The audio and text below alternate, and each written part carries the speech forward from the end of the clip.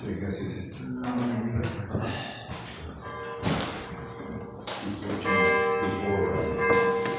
get started, I wanted to share some sad news with both of you. Reverend Richard Dennis has passed away. Oh, no. On Friday. He's better, I'm sure. Yeah, I didn't Because know. he went downhill really fast then. About 2 weeks, she said that where they've been very mostly sleeping. Not a few times. His family was with him. He's donated his body to Right State. And there will probably be a memorial service, but it won't be in January. Yeah, Marshall let us know. Sure. Everybody ready? All right, welcome to First Universalist of New Madison on this really bright, cheery winter day in the Christmas season. And since we don't have any pagans, we'll be having Christmas carols all the way through. Richard just passed away. Any announcements? Let's see. Mike, do you want to say something about Richard? Well, we want to acknowledge our former minister, Richard Venus, died on Friday with his family around him, and there will be arrangements made, but it'll be probably more toward mid-January as a memorial service. I spoke with Marshall last night, so that's pretty much it for right now. As you can expect, and it's no surprise, Richard has donated his body for science to Wright State, so things will be kind of prolonged a little bit till we figure out what's going on. Right. And the other announcement, we want to thank El Dorado again for the nice luncheon and service Yes. they hosted for us last week. It was very nice. So again, I put that in our announcements, but or in our mailed out email announcements, but I wanted to make sure everybody knew that as well. And cheese balls are coming Cheese balls, they'll be working on them tomorrow and be ready to be here next week. through the week. Through the week, okay. I'll send you a message when I get them in. Okay. And that the cheese balls are the money raiser for El Dorado, which anybody that wants to can donate. Too late now, but anybody that wants to can donate. And we've had them in the past years, and they're really good. I mean, they're worth the money. So I asked them how many cheese balls they're making. They make in excess of 300 cheese balls. Where are they selling 300 cheese I balls? don't know where they sell them. My gosh. 300. Well, how many people live in that town? I don't know. Like 400. They must be covering some area. Yeah, they must be pulling in from That's a quite a wide bit area. of cream cheese. I think they're 16-ounce cheese balls. Yeah. So that's 300 pounds of cream Well, cheese. they said they use the commercial mixers somewhere. I mentioned that you had a commercial mixer. Yes, and if they need to use it, they're They, more they, than they welcome. do the mixing up of Eikenberries. That's where Right. the supplies come from and everything. Oh, yeah. And then Still they have to form them though. well, they get everything mixed up there. Then they put them in 3-gallon buckets that they've got from Eikenberries, icing or whatever. And then they bring them down here to church and they start weighing them out and rolling them and everything. Forward them up. It sounds like it's quite a process to make those. That'd be quite a few buckets full of. That's a lot of buckets of cheese. Yeah, that's 300 cheese balls. Yeah. All right. Any other announcements? What we're doing is, if you remember, 2 weeks ago, when Derek was here, we talked about Detrich Bonhoeffer. It's a new movie that's out. I went to see it. Derek said not to, but I'm a stubborn German, so. And he was right in one sense. Does not give you the true picture of Bonhoeffer, and I will tell you, probably it's not worth seeing because it's 2.5 hours long. 2.5 hours. I saw it the last day in Richmond, and now it's in Dayton. It's Dayton or Richmond. It's worth seeing if you are interested in Detrich Bonhoeffer. If you're interested in, and that's what I'm doing. I'm connecting it to my crusade against our tendency or our drift toward what happened in Germany between 1930 and 1941. The drift toward basically totalitarianism, which I see us as basically following down the same path. So that's the reason I'm in it. But I'll give you a little review of the movie as we go along. But basically, it's 2.5 hours long. It's pretty boring. It's not really. It's done by a Christian group called Angel Productions. And they're the ones that did the Passion of Christ, if anybody saw that. They're pretty heavy-handedly Christian nationalists. So the scenes that they make important, there were really good scenes in it, and the basic story is true. It's just the shading and the subtlety has some differences with other people that you talk to. So we'll kind of talk about that. Where did you say it's playing? It's playing now in Beaver Creek and the Commons, or whatever the mall is down there in Dayton, and down in Southwood, south side of Dayton. If you're interested in that topic, it's definitely a movie worth seeing, but it is not something that I would highly recommend. I thought about, as I've done before, buy the DVD and then show it at church. I'm not buying this DVD. I'm not showing a 2.5-hour movie at church. I can't even get people to stay for a 55-minute movie, so they're not going to stay for 2.5 hours. But it is Detrich Bonhoeffer, and the more I read, my wife has his biography, and I'm going to read that. He is a pretty amazing guy. The quote I will give you to start with is, "Comfort the trouble and trouble the comfortable." Comfort the trouble and trouble the comfortable. That is the motto that he lives by, that he lives as an active Christian, not as a Christian who is removed and Christ will save me and I don't have to get involved in things. His Christianity is an active Christianity. He was one of the first clergy people in Germany that protested the Nazis and was put in prison for protesting the Nazis. And he wrote a book basically while he was in prison, and that's where a lot of this information comes from. But we'll get to that as we go along. All right, our prelude, Really See a Star?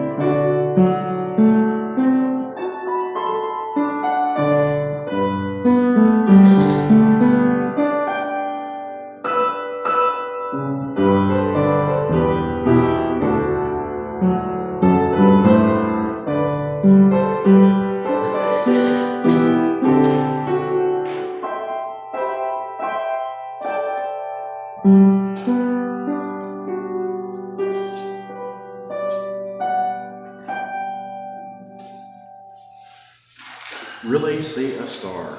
All right. Our next quote, and that's basically what I have, is a bunch of quotes. Silence in the face of evil is evil itself. Silence in the face of evil is evil itself. Our chalice lighting, beacon of freedom. We kindle our chalice flame this morning, awakening the fire of our ancestors in our hearts. Beacon of freedom held out to light the way. Light of reason illuminating the path. Spark of courage igniting our spirits. Aglow with hope for all we endeavor to do together. Holy flame of times past, brighten this present moment, that we may be the love that is our center and our foundation both. Blessed be. Our opening hymn is 235. Deck the halls.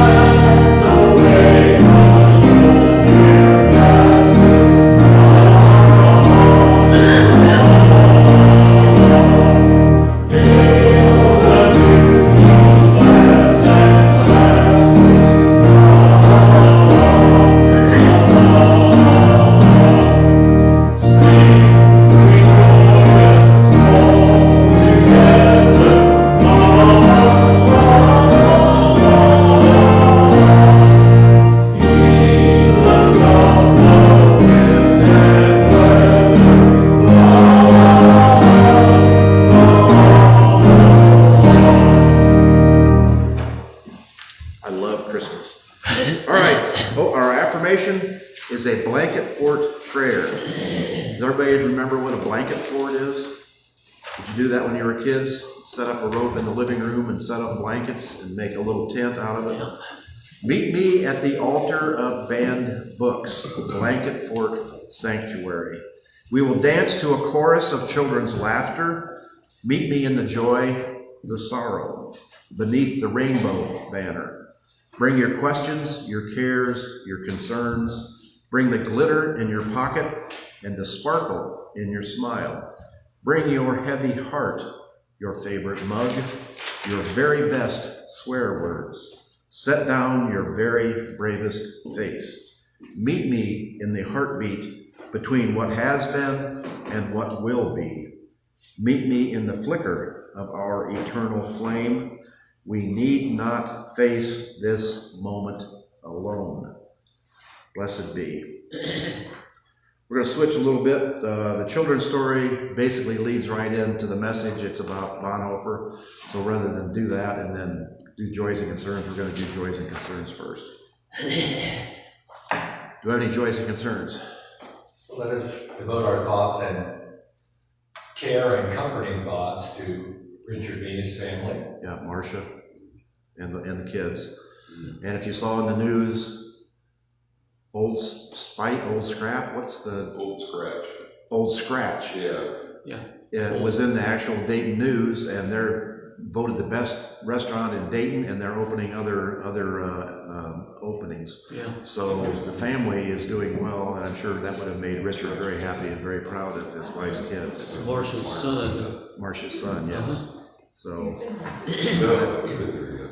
what's that? I haven't been there yet. We probably should sometime go down as a got group. one in Troy too, I think. Oh, there's one in Troy? Yeah, there's one one in the- location in Troy. There's one in Troy, yeah. Yeah. Well, there's one in Troy. I think we ought to get About together three some stores. Sunday after church and just carpool over there and go to Old Scratch. One in Troy is where the old fire department used to be, and I don't remember where that's at. Oh, I used to know, but I don't remember right now. It's the old fire department building. Okay, so anyway, that's one concern we have for the family of Richard Venus. he had a remarkable history, and I have his books, and I'll still be doing things out of his books here. A remarkable man, really a fantastic writer. If you read his book of essays, each story has it's a beautiful, he's a perfect sermon giver. He starts out with a topic, he expands the topic, then he comes back and reminds you what the topic is, and then he tells you what you should have learned or what you did learn from the topic that he went through. And it's all very simplistic, very easy to understand. You get into the flow with him. I just really enjoyed it. I enjoyed listening to him, but I also enjoy reading him. We must also remember, at one point in Richard's life, he was a journalist. Yes. As well. So that wonderful writing along with his deep thoughts. He had the talent that he turned toward religion at the end. So, all right. I'm sure you heard the news about Syria. Assad is deposed in Syria, just kind of vanished in the middle of the night. The military just kind of took off their uniforms and walked away. Who is going to be there as a successor, we don't know. They're allied with Al-Qaeda originally and supposedly not, but we'll have to see. But more turnover in the Middle East, which the Syrians who fled the country are all now trying to get back in, particularly the ones who went to Lebanon, since Lebanon is under attack. Those poor people, it's just like water going from one side of the boat to the other. They run away from one place, and then the place they go to is attacked, and they run back to the first place. I mean, think about that for your life. So that's very destabilizing, obviously, for their population, despite the many years they've suffered through civil war. And civil war to what cause? Yeah. To what reason? To what end? The struggle for power from one elite group, one dictator to another dictator is what they just trade dictators is what they do. And I understand that Assad, the man probably best known for his chlorine gassing people in the modern age, has moved on to Russia. For sanctuary, yes. He's the one that used barrel bombs. They take 55-gallon barrels and drop them out of helicopters with poison gas in them. I mean, just on his own population. On his own people. Well, he didn't have any people. I mean, his people were the people he paid to be around him, and there's no loyalty there. So just trials and tribulations abound, and we are facing more of them. Ukraine, the same thing is going on there. They're in a questioning mode. Our newly elected president said he's going to solve it in one day. Everybody he's appointing are basically pro-Russian, so we'll have to see if Ukraine is left with anything. The current administration is sending all kinds of material and arms and money, everything they can, to give them a boost before they leave office, but we don't know how much that's going to be or whether it's going to be enough. Israel candle also for Palestine. Yes. And the starvation. I know those thoughts and consciousness has been raised during the holiday season here for people in Hungary. That starvation has been going on for so long. A critical food shortage, but not just a food shortage, but actually getting it into the hands of people that need it so the aid desperately. convoys have been blocked. The Israelis have canceled or said UNRWA, which is the United Nations, because a couple people in UNRWA were basically affiliated with the rebels. They've basically blocked the entire operation from delivering food. So it's basically a pretty untenable situation, and it's expanded now to Lebanon. It's not just in Gaza, not just in Israel, not just in Palestine. It's expanded into bombings, and Lebanon is beginning to look like Gaza. So there's no end in sight there. They had, supposedly there was a peace agreement to let the hostages go free, but I haven't heard anything further about that, so evidently that kind of passed by the wayside. I'm sure people are still trying, but nothing has been accomplished yet. Any other trouble spots in the world that we can cover? There's hunger, there's deprivation. We talked a little bit about, I was reading some articles on South America. What two countries have the most refugees coming to the United States? Argentina, Venezuela. Cuba and Venezuela. Cuba, Venezuela. And what are the two remarkable similarities between Cuba and Venezuela and the United States? The United States has put severe, strict sanctions on both countries. They basically are starving them out of food, oil, any kind of supplies, mechanical supplies, repairs. They've made life untenable in those two countries. So what do the people do? They leave. If they can't live there, they leave. And where in the heck do they go? They come here. So we're basically making them come here and then saying, you can't come here. And we're going to send you back to where we sent you, but we're going to send you back with no food, no repair parts for your no oil to heat your house. I hadn't really realized that till I read this article.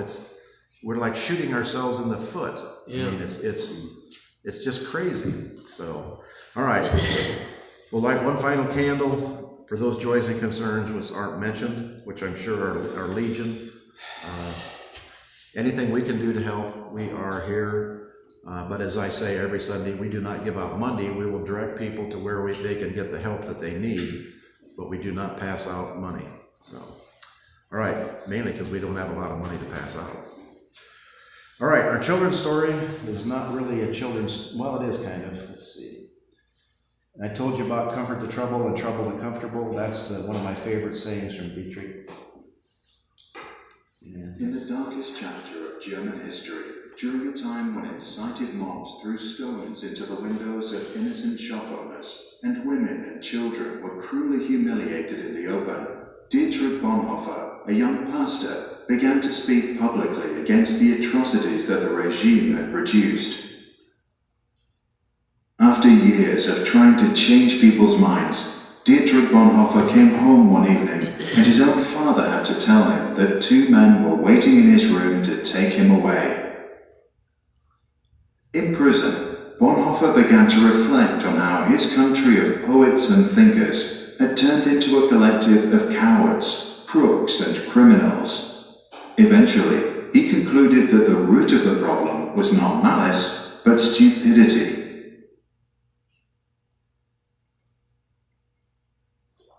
In his famous Letters from Prison, Bonhoeffer argued that stupidity is a more dangerous enemy of the good than malice, because while one may protest against evil, it can be exposed and prevented by the use of force. Against stupidity, we are defenseless. Neither protests nor the use of force accomplish anything here.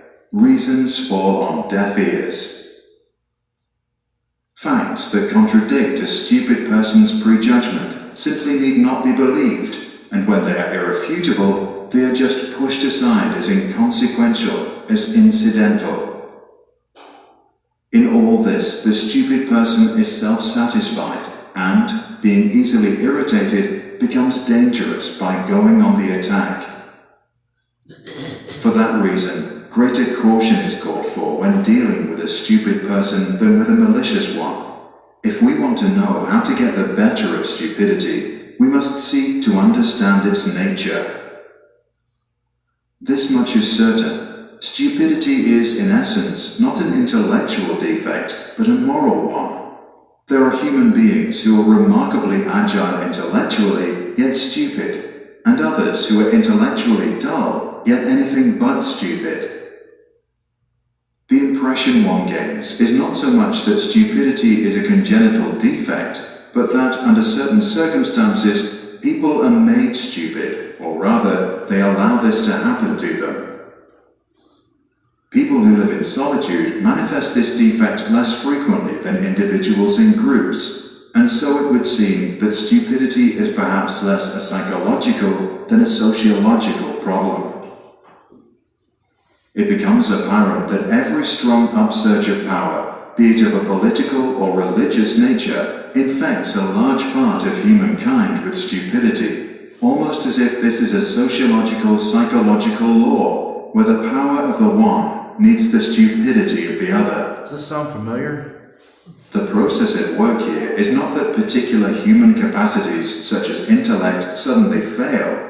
Instead, it seems that under the overwhelming impact of rising power, humans are deprived of their inner independence and, more or less consciously, give up an autonomous position.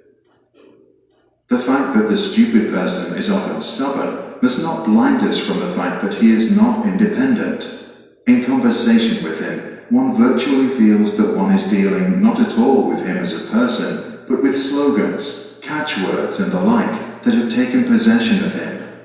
Familiar? He is under a spell, blinded, misused, and is abused in his very being. Having thus become a mindless tool, the stupid person will also be capable of any evil, incapable of seeing that it is evil.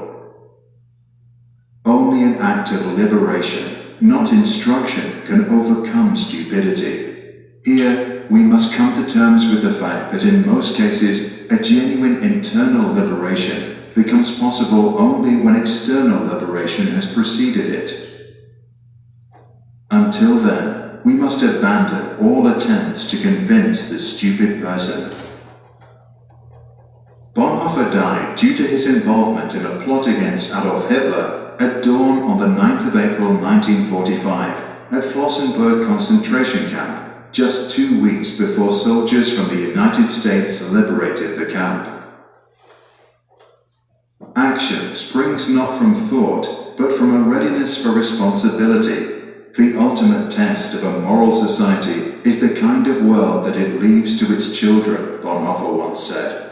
Check the description below to read Bonhoeffer's original text, After 10 Years. For more information about Bonhoeffer, or to download this video without background music, go to sproutschools.com. I highly recommend sproutschools.com. It does In the darkest a chapter, good job. Bonhoeffer, does anybody want to talk about what you saw there first? What is the source again of this that we just watched? What we just watched is from sprouts.com. It's a place, it's just a website that produces informational factoids like this on many, many different things. I haven't done any other. I just stumbled on it in my research for Bonhoeffer. What they did was they distilled what Bonhoeffer is the one in 1939 sitting in prison that said the problem is not evil people, it's stupid people. Because, and as we have discussed here many times, people can be decent, good people to everybody that they know and everybody they care. They can even be decent, good people to people they hate if they meet them one at a time on the street or those people need help. But as a group, they've lost their ability to distinguish and they just take whatever their leader tells them. If he says they're rapists and murderers, then that's what they all say. Just like they said in the little commentary, you're not talking to a person. You're talking to slogans and little ideas and phrases that people have given them to repeat. And it's repeated over and over again. So when you talk to them, that's all you get is slogans and phrases. You don't get their independent thought, their independent understanding. Like Bonhoeffer says, they've given up their ability to think for themselves, and they just take whatever their leader says as gospel and then re-spout it and relive it, rehash it. And that's what Bonhoeffer wrote in 1939 about what happened to the German people. The German church was co-opted. In the movie, you'll see pastors getting up saying Germany deserves all the things that Germany's getting, and Germany was slandered and objectively trashed during the First World War, and we need to get what we own. We need to get it back. And they convinced a lot of the German people, not all of them, but a lot of the people to do that. And then once the Germans took power, the Nazis took power, then you couldn't speak out against the Nazis. All Bonhoeffer did was talk against them, preach in the pulpit against them. He was put in prison for that. Started out in Sachsenhausen, which is the first prison in Berlin, which I visited, and then sent to the prison where he was executed. And executed like 2 weeks before the war ended, before that prison was saved. But Hitler, before he committed suicide, gave an order to his army and his Gestapo to kill all these people who had been against him. And they went out and made a big effort to kill as many people as they could that were left over, Bonhoeffer being one of them.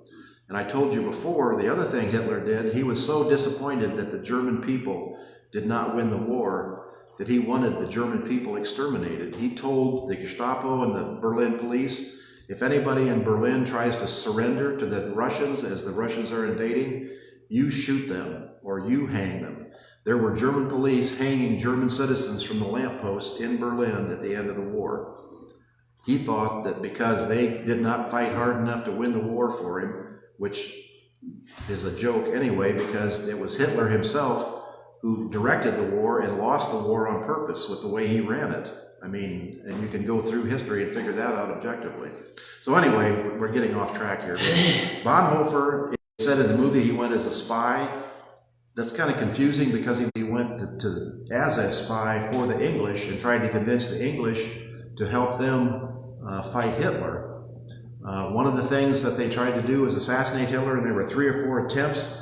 Bonhoeffer was a pacifist, and this is the problem we have in the struggle that he had, which is not really in the movie. They did not talk about pacifism in the real sense, and he did not actually pick up a gun or plant a bomb or do anything to actively kill Hitler. But he knew the plot was in action, and he knew that Hitler had to be removed. And as he said, if I sit next to a madman as he drives a car into a group of innocent bystanders, I can't, as a Christian, simply wait for the catastrophe, then comfort the wounded and bury the dead. I must try to wrestle the steering wheel out of the hands of the driver. That encapsulates his entire position. It is pacifism, where's my quote here?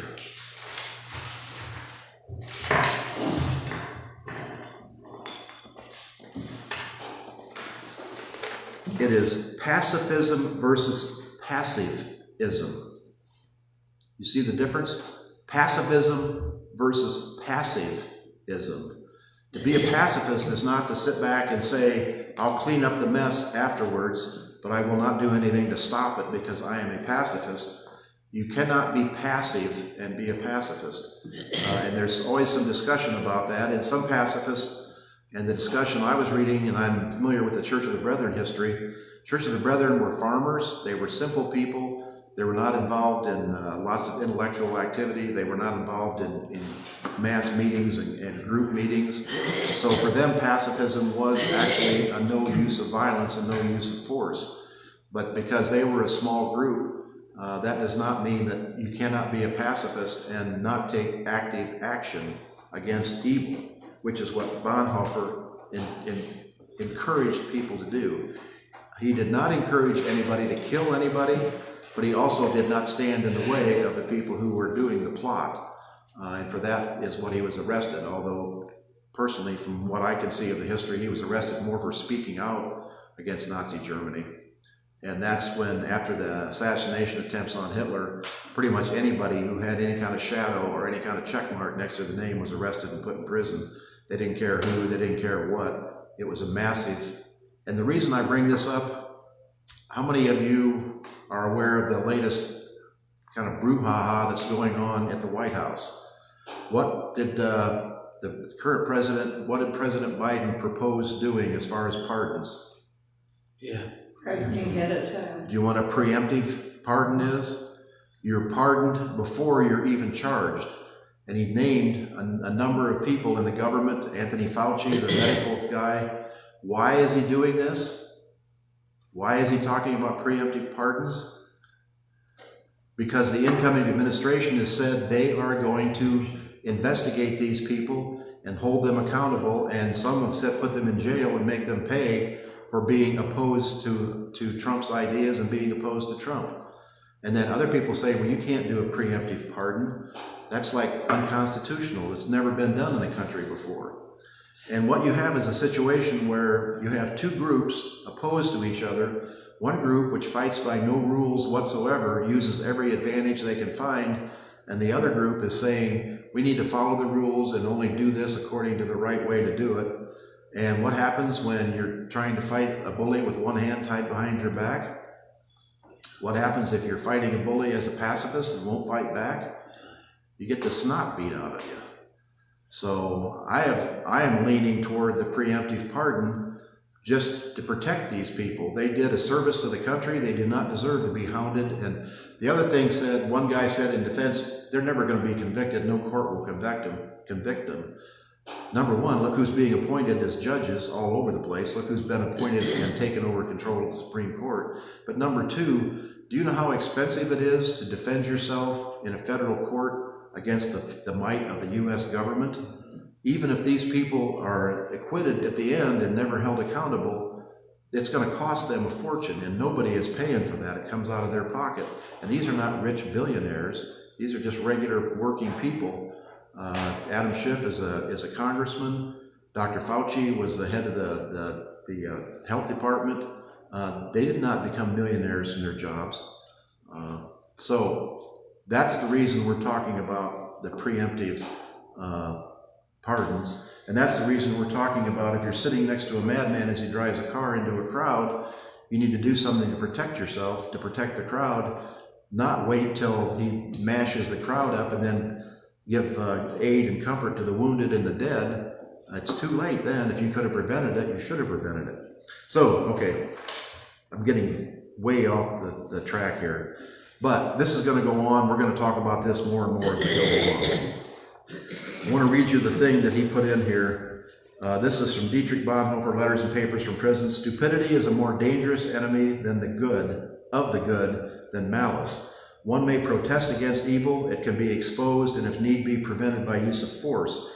Evil always carries within it the germ of its own subversion, in that it leaves behind in human beings at least a sense of unease. Against stupidity, we are defenseless. Neither protest nor the use of force accomplish anything here. Reason falls on deaf ears. Facts that contradicts one's prejudgment simply need not be believed. And we've all seen that. Facts of global warming, hundreds of scientists, I don't believe that. They're biased. I'll believe the two guys who say it's not true. In such moments, the stupid person even becomes critical. And when facts are irrefutable, they are just pushed aside as inconsequential, as incidental. In all this, the stupid person, in contrast to the malicious one, is utterly self-satisfied, and being easily irritated becomes dangerous by going on the attack. 1939 in Germany, what was happening to the people in Germany? This is what Bonhoeffer observed. This is what he wrote in 1939. That is prescient. I mean, he is telling us exactly what is happening here. For that reason, a greater caution is called for when dealing with a stupid person than with a malicious one. Never again will we try to persuade the stupid person with reasons, for it is senseless and dangerous. Unfortunately, he stopped there. He didn't say how we reach the stupid person.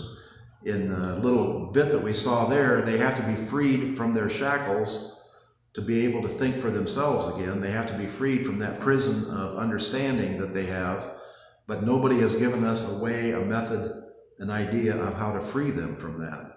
That's what we're still searching for. How do you obviate, how do you cancel out the stupidity that people have welcomed upon themselves? So, all right, the movie, and as I said, it's kind of heavy-handed, it's boring, it's long.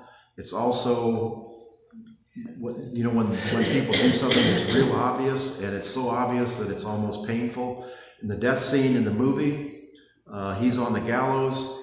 He speaks the Beatitudes with a quiet smile. And you're familiar with the Beatitudes. Blessed are the poor in spirit, for theirs is the kingdom of heaven. Blessed are they who mourn, for they will be comforted. Blessed are the meek, for they will inherit the land. Blessed are they who hunger and thirst for righteousness, for they will be satisfied. Blessed are the merciful, for they will be shown mercy. Blessed are the clean in heart, for they will see God. Blessed are the peacemakers, for they will be called the children of God. Blessed are they who are persecuted for the sake of righteousness, for theirs is the kingdom of heaven. He believed totally, wholeheartedly in Christ, in God, and in the purpose of the church, in the purpose of Christianity, was to help the poor and not help the rich. It was not to align yourself with the rich and powerful and do their bidding. It was to help the poor, and that's what he spoke out against. But in the movie, he did this in front of the Nazis who were hanging him. I'm sure they just sat there and let him spout off the Beatitudes at the end. In the movie, there was a German officer who tried to help him, who said he would help him escape. Bonhoeffer refused that. He said, my fellow prisoners are all going to die, and I'm not going to escape and leave them here to die. That is in the spirit of Bonhoeffer. But that German officer, I'm sure somebody in that prisoner group would have told the other Germans that one of their officers was a traitor. So the whole thing was just a little unbelievable. Plus, when the sun comes out behind the clouds just as he's hanging, I mean, that's melodramatic is kind of an understatement for what this movie was. And as I said, really long. So, pacifism versus passive-ism. Bonhoeffer talked about otherworldly. In other words, he thinks the problem with Christianity is people are saying, whatever happens in this world, I will be saved in the next. Whatever happens in this world, I find my little bits of happiness. My family is with me, or my church is with me, or my group, my community group is with me, and we will stick together, and we will be happy in spite of all the troubles that are going on in the world. Bonhoeffer encouraged people to be involved in the world, not to say, I'm going to rise above it and be a pacifist, but to say, it is my responsibility as a Christian to do something about it. As he also said, if you board the wrong train, it's no use running along the corridor in the other direction. If you board the wrong train, if you're following the wrong spirit, then when you try and say, I'm going to be peaceful and I'm going to help the ones who are hurt and I'm going to run in the opposite direction, but I'm still on the train, you're not doing any good. So, questions, comments? I'm curious about, if you could speak a little more, who made the movie, and was it a commercial venture, or Yes. was it more, for lack of a better word, propaganda and had a political motive? Tell us, if you could, elaborate a little more on that. Angel Productions, like I say, is the Passion of Christ. They are a religious, white nationalist, but they're not, they're smart, they're intelligent about it. I mean, they're not stupid. Yeah, they're not stupid. Well, and we probably are marginally degrees of stupid. And as Bonhoeffer said, you can be a guy who invents electric cars and be the richest man in the world, Musk, and be the smartest genius in the world and still be stupid. You know that Musk contributed more than $250 million to get Trump elected. Yeah. And much more probably secretly. So, and you look at Musk has come out and said he thinks Social Security needs to be gutted. It needs to be, there shouldn't even be Social Security. It should all be privatized. If you want something, you pay for your own insurance. And we know how that works with insurance companies, don't we? It's just been shown in New York, the guy who was making $10 million a year and his salary came from denying anywhere between 12 and 20% of all the claims that were made to the insurance company. And there have been multiple examples of the claims. The little girl with cancer who needs brain surgery, no, she can't have that. I mean, she's going to die without that. So I don't know what all the ins and outs and all the tiny little ramifications, but that's the difference between what we have as private insurance with the CEOs taking billions of dollars off the top versus universal health care, which is in every other civilized country, where doctors make $125,000, $130,000, $145,000 a year. They don't have their own private practices. They don't. In Greenville, I've told you this, the two surgeons, the one surgeon and the one obstetrician in Greenville, Ohio, each made $500,000 a year off the top before anything was paid for at the hospital, before you paid for an accident or a surgery or heating plants or paid salaries to staff or paid for the food bill. $1 million came off for just those two. And I'm sure the doctors and the CEO underneath them also made basically what totaled up to millions of dollars. That doesn't happen with universal health care. There are bureaucrats that run it. In any other country, they're not paid millions of dollars to be a bureaucrat and run an agency. Doctors are employed by the healthcare agency and they're paid a salary. And those people are true Hippocratic Oath doctors. They do it for being a doctor, not to get rich. That's not to say they don't have plastic surgeons, and you can get private medical care there if you're rich, but it's not covered by insurance. You pay for it yourself. Okay, anything else? Before I say anything, I have the utmost respect for Bonhoeffer. He was very courageous, and he had a lot of good ideas, and he was a great man.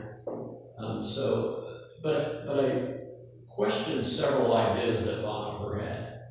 First of all, and most important, to say that it's evil to not resist evil. This goes to the heart of what's right and wrong. And I can tell you from studying philosophy in college that what's right and wrong is a very complex issue. And you have to have a system. You have to develop a system of determining what's right and wrong.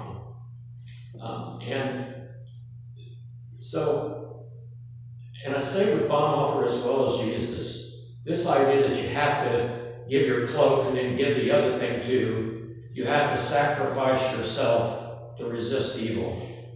I'm not so sure that any ethical system of right and wrong requires that somebody sacrifice themselves unless they have a duty to the people due to their idea of right and wrong. Secondly, human intelligence is a very, very complex issue. My daughter and I debated this. She has a lot of ability in philosophy, but she got a bachelor's degree in psychology, and she thinks that the psychologists are the judge of what intelligence is. But I really think intelligence is a philosophical issue. It's a very complex issue. And to say that people are stupid, I'm not so sure that that's right. I think what Bonhoeffer was talking about is that people can't do philosophical concept examination.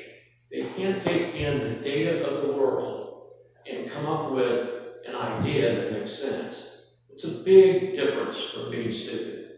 And if you want to know the answer to that, training in philosophy is not the only way to get philosophical concept examination, but it's a good thing. You have to learn to think in order to be able to look at the data of the world and come up with an idea. So calling people stupid when they weren't figuring out what's right and wrong properly according to Bonhoeffer is not real instructive. So those are a couple of things that I saw with your presentation. I really appreciated the sermon this morning because Bonhoeffer was a great man, and we need to hear about men like this. Men like this make the world a better place, and he was a great man. So, And he was very aware of. Thank you for the sermon. He was very aware of complexity, and I think stupid may not be the right appellation, it may not be the right word to use, but the trouble is he wrote this in German, and I've not read it in German, so I don't know what the term he used. That's a good point. The translator pulled up stupid, and in 1939, stupid was probably not morally incorrect or whatever That's a good point. a term you're not supposed to use. What he was trying to say is the people who are supporting Hitler are not evil. He said they're not evil. These people are not, they don't have maliciousness in their heart. They don't want to hurt people. They've quit thinking for themselves. So whatever the term would be, to quit following your own conscience. He stood in front of the Lutheran church that was full of Nazis, came in to hear him because they'd heard about who he was, and basically said, if you follow Hitler, if you follow this person down the path of evil, you are doing evil. And all the Nazis got up and walked out. And the leaders of the church were in two different groups. One group said, you need to shut your mouth and get in line with what's going on or you're going to end up in prison. And the other group said, we support you behind the door, but we can't say anything in public. People have to do what they can do. Bonhoeffer's not telling everybody, and that's the trouble with the movie. The movie makes it sound like he was gung-ho, let's kill Hitler, and I'm going to help you kill Hitler. That's not what Bonhoeffer did. He was aware of the plot to kill Hitler, but he wanted to move against the whole Nazi regime. And I think the moral dilemma would be if somebody said you can stop Hitler's death by saying something, what would you do? He would go ahead and allow it. But he said he took that guilt upon himself. He said to be a Christian, you have to invite Christ in your life. You have to be what Christ was. Christ died for you, so you need to give your life to him. He was a very fervent Christian, and he believed, and I'm sure he went to his death believing that he was going to heaven and believing that he had done the right thing, and basically chose death over, and actually they had a scene in the movie where when he became a spy, they had him saying Heil Hitler to the boss so he could be allowed to go to England, because they wouldn't let anybody go to England unless you were a Nazi sympathizer. So he lied in that sense and said, Heil Hitler, I support all the goals of the Nazis, so they let him go to England. Another thing I just happened to think about, if you want to see the movie, he spent a lot of time in America at whatever the seminary is, the famous seminary in New York. Union Seminary. He got to be friends with a lot of black people, and it turns out he played piano. They have scenes in the movie where he's playing jazz piano in a black jazz club. And then has another scene where he's walking down the street with his black friend and some white guy insults him. And he's saying evil is present all over the world, not just in Nazi Germany. There is evil everywhere, and you have to stand up against it. So, like I say, I'm not telling you don't see the movie, but I'm saying I wouldn't. It's not a great movie. See it with an open mind. It's kind of what I tried to tell Derek. Make your own judgments, which is with the trouble we're having in Ohio, is they're teaching people not to be critical thinkers. They're taking critical thinking away from the students. They are taking away subject matter that says there's something wrong in this situation. What is it? They're telling people the old propaganda, everything is perfect, greatest nation in the world, richest nation in the world, best healthcare in the world, and then you just suck it in and walk out and wave the flag and say everything is fine. That's not critical thinking. That's not looking at a subject from both sides and saying what is right and what is wrong. So, okay, man, they told me, I'm doing some research, the best sermon is 10 to 12 minutes. We're mad, we're just not even close. So, but I'm trying. I have just a short amount of stuff there, but we kind of went over. This is a stamp that was issued in Germany in 1995. Detrich Bonhoeffer, geboren, and the Germans, if you're aware that the everybody but us does the calendar backwards. The first number is the day, and the second number is the month. Instead of like we do, the first day is the month, and the second is the day. He was born February 4th in 1906. Hingerichtet means executed. He was hung on the 4th month, 9th day of 1945. And that's from the Deutsche Bundespost, which is the German post office.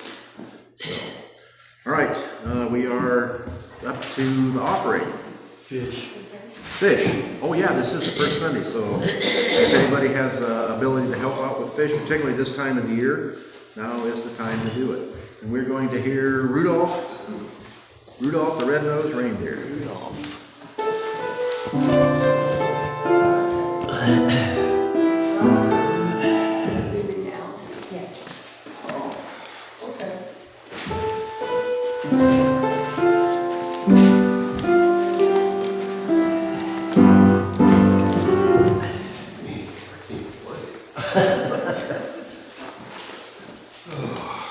Could you hear it all? Yeah. Okay. I was trying to speak taller. I was going to hold down. I got started.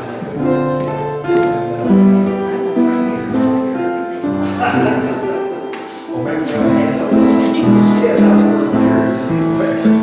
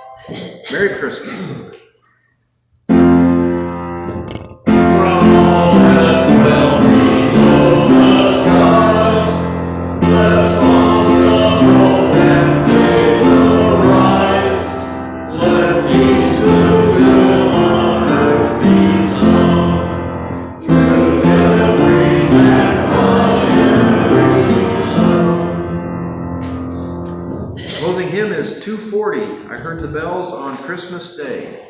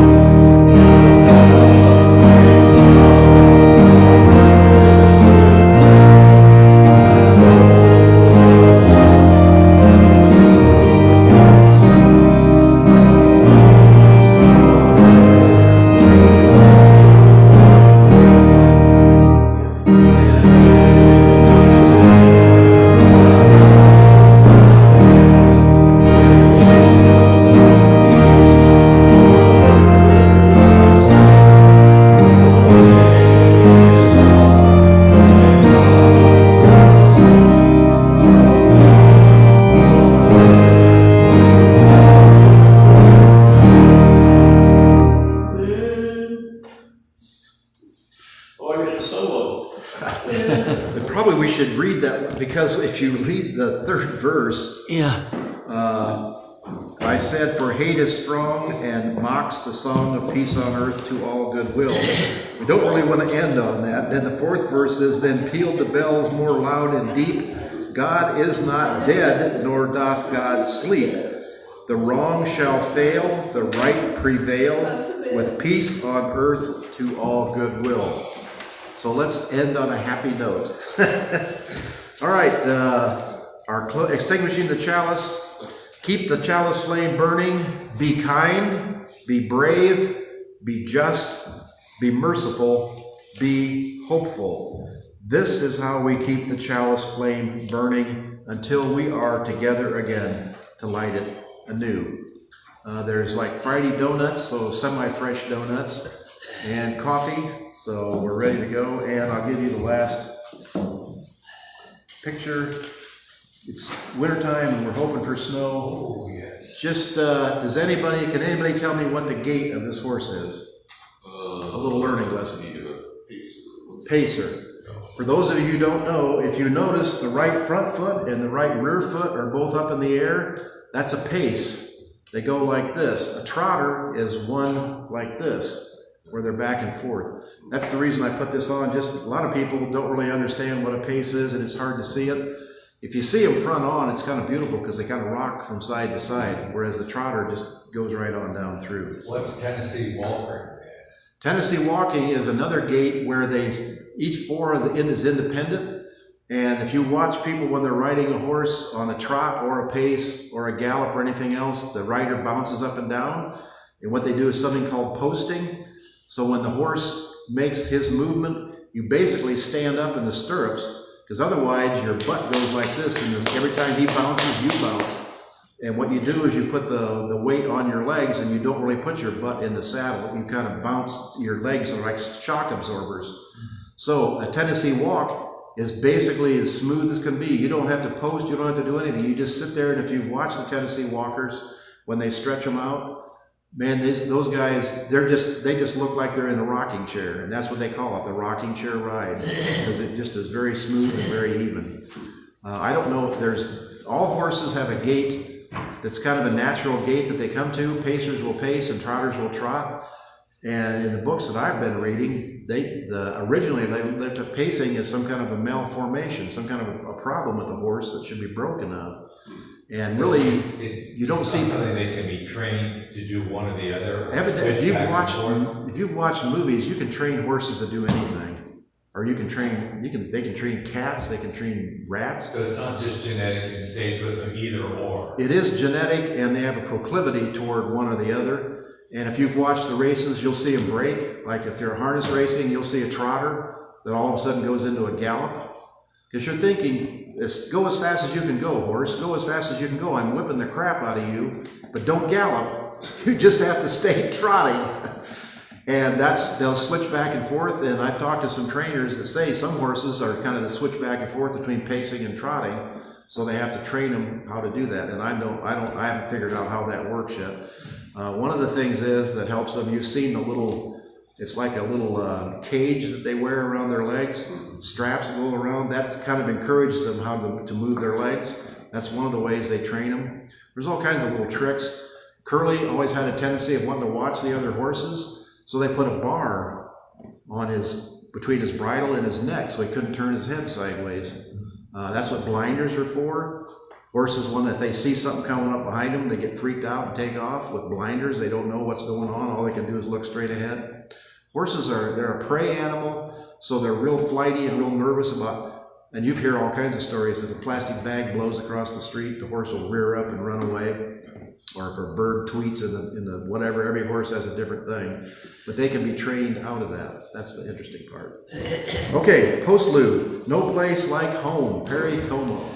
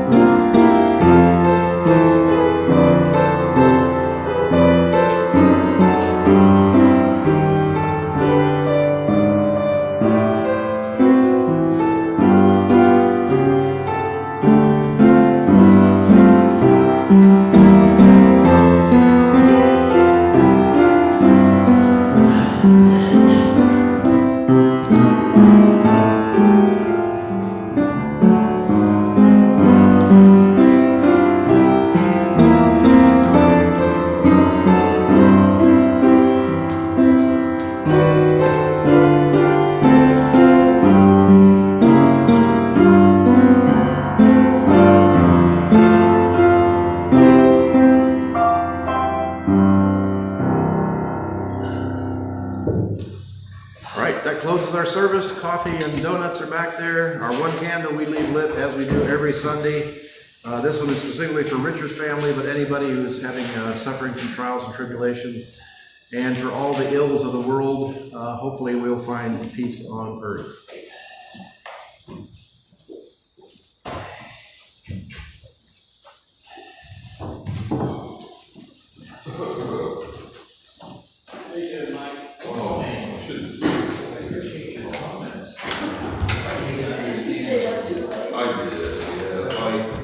Well, it was a new Saturday night live. So I watched it.